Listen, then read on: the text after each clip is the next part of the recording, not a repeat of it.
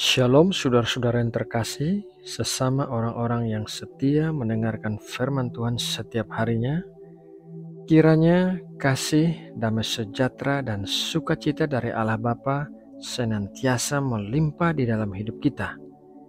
Saudaraku, saat ini mari kita sama-sama berdoa untuk mempersiapkan hati sebelum mendengarkan firman Tuhan. Bapa kami yang ada di sorga, Allah yang kami sembah di dalam nama Tuhan Yesus Kristus, pagi ini kami datang kepadamu dengan hati yang bersyukur karena bisa bangun pagi dalam keadaan yang sehat. Terima kasih buat perlindungan-Mu yang melingkupi kami di sepanjang malam saat kami beristirahat. Ya Bapa, sebelum kami mulai bersaat teduh, terlebih dulu kami mau berdoa bagi saudara-saudara kami yang sama-sama mendengarkan renungan firman Tuhan ini.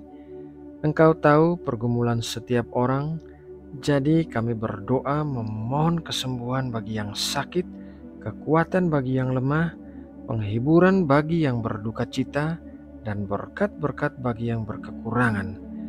Kiranya tangan-Mu yang penuh kasih dan kuasa menjamah setiap saudara yang mendengarkan dan menjawab kebutuhan setiap orang. Terima kasih ya Bapa. Sekarang kami mau mempersiapkan telinga dan hati kami untuk menerima pengajaran lewat firman-Mu. Berkatilah kami dengan pikiran yang fokus dan hati yang bisa mengerti akan apa yang kami dengarkan. Terima kasih ya Bapa. Dalam nama Tuhan Yesus Kristus, kami berdoa dan mengucap syukur. Amin. Saudara yang terkasih di dalam Tuhan Yesus Kristus, dalam renungan pagi hari ini, kita akan belajar tentang sebuah jembatan yang bernama jembatan iman. Dikatakan sebagai jembatan karena iman menghubungkan dua tempat, yaitu tempat natural dan tempat supranatural. Di tempat natural, kita melihat segala sesuatunya dengan pandangan mata jasmani kita. Namun, di tempat supranatural, kita melihat segala sesuatunya dengan iman. Tempat supranatural adalah sebuah tempat yang lebih tinggi dibandingkan dengan tempat natural, karena di tempat supranatural bisa terjadi perbuatan ajaib dan mujizat. Jembatan iman adalah satu-satunya jalan di mana kita bisa berpindah dari tempat natural ke tempat supranatural. Tanpa jembatan iman, kita akan terjebak di tempat natural tanpa bisa berpindah ke tempat supranatural. Jembatan iman bukanlah sesuatu yang besar atau sulit, melainkan hanya dibutuhkan iman sebesar biji sesawi untuk bisa mengalami hal-hal yang supranatural di dalam hidup kita.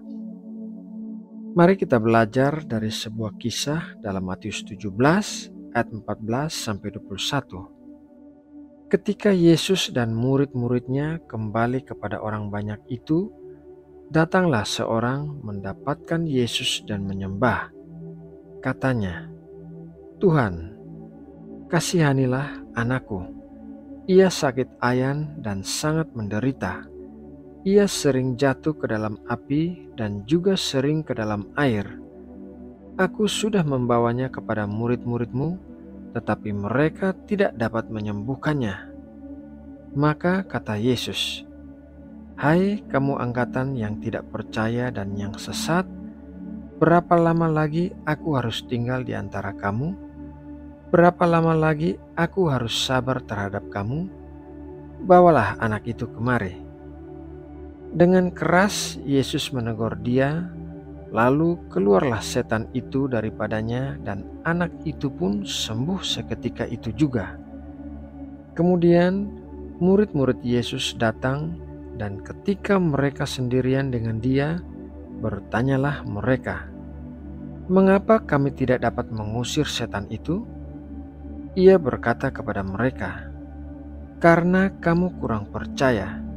Sebab aku berkata kepadamu, sesungguhnya sekiranya kamu mempunyai iman sebesar biji sesawi saja, kamu dapat berkata kepada gunung ini, 'Pindah dari tempat ini ke sana,' maka gunung ini akan pindah dan takkan ada yang mustahil bagimu.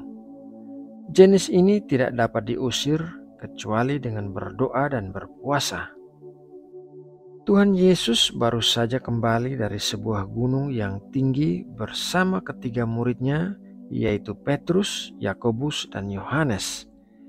Sesampainya Tuhan Yesus di tempat murid-muridnya yang lain dan orang banyak berkumpul, seorang pria datang kepada Tuhan Yesus dan menyembahnya.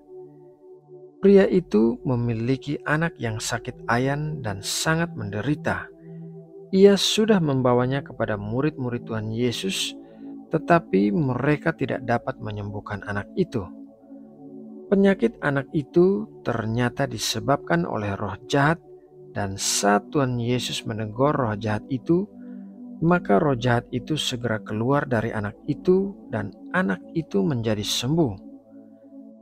Saat murid-murid Tuhan Yesus bertanya kepadanya, mengapa mereka tidak dapat menyembuhkan anak itu? Tuhan Yesus memberitahu bahwa hal itu disebabkan mereka kurang percaya. Hanya dibutuhkan iman sebesar biji sesawi saja untuk bisa melakukan hal-hal yang supranatural. Biji sesawi adalah jenis biji yang paling kecil di antara benih lainnya. Namun, apabila bertumbuh, pohon sesawi bisa mencapai tinggi sekitar 4,5 meter. Apa yang diajarkan oleh Tuhan Yesus bukanlah dititik beratkan pada ukuran benih itu, melainkan benih itu bisa bertumbuh besar apabila ada kehidupan di dalamnya. Tanpa adanya kehidupan di dalamnya, maka benih itu adalah benih yang mati. Dengan demikian, iman sebesar biji sesawi adalah benih iman yang sangat kecil, tetapi dengan adanya kehidupan firman Tuhan di dalamnya, ia akan bertumbuh menjadi pohon yang besar dan melakukan hal-hal yang supranatural. Hanya dibutuhkan iman sebesar biji sesawi agar kita dapat menyeberangi jembatan iman dan berpindah dari tempat natural ke tempat supranatural. Saudaraku yang terkasih di dalam Tuhan, Tuhan Yesus mengajarkan kita hal-hal yang sederhana melalui perumpamaan-perumpamaan yang dikatakannya. Dia tidak memakai kata-kata yang rumit, melainkan bahasa dan benda-benda yang kita kenal sehari-hari untuk memberi gambaran tentang kerajaan sorga dan kuasa Tuhan. Iman sebesar biji sesawi juga merupakan salah satu iman sederhana yang diajarkan oleh Tuhan Yesus. Yang paling penting adalah kehidupan di dalam iman itu, yaitu kehidupan yang diberikan oleh firman Tuhan yang bisa membuat benih iman itu bertumbuh menjadi pohon yang besar. Nah, saudaraku, demikianlah renungan firman Tuhan pagi ini. Semoga renungan ini dapat memberkati dan menguatkan kita semua yang mendengarkannya dengan sungguh-sungguh serta melakukannya dengan taat. Mari kita berdoa. Tuhan Allah kami, Tuhan yang Maha Kuasa dan Bapa yang baik, kami mengucap syukur telah menerima satu lagi benih firman untuk ditanam di dalam hati kami. Terima kasih karena telah mengajari kami bahwa yang terpenting dalam benih iman adalah kehidupan yang ada di dalamnya, yaitu firman-Mu. Tanpa firman-Mu, maka benih iman kami tidak akan pernah bertumbuh. Jadi Bapa, ajarilah kami tentang iman dari firman-Mu yang kami dengar setiap hari. Terima kasih ya Bapa, kami membawa semua rencana aktivitas kami kepadamu. Kiranya tangan-Mu yang penuh kuasa menyertai dan menolong kami, sehingga kami bisa melalui sepanjang hari ini dengan baik. Kami percaya bahwa pengharapan kami di dalam Engkau tidak pernah sia-sia, melainkan mata kami akan melihat dengan iman tentang perbuatan-perbuatan ajaib dan mujizat yang Engkau lakukan di dalam hidup kami. Kami berdoa juga bagi bangsa Indonesia, biarlah belas kasihan dan kasih-Mu tercurah bagi bangsa kami, dan ampunilah bangsa kami dari dosa-dosa yang kami lakukan, dan pulihkanlah negeri kami. Berkatilah Indonesia sehingga menjadi negara yang damai, rukun, toleransi, aman, dan sejahtera. Terima kasih ya Bapa.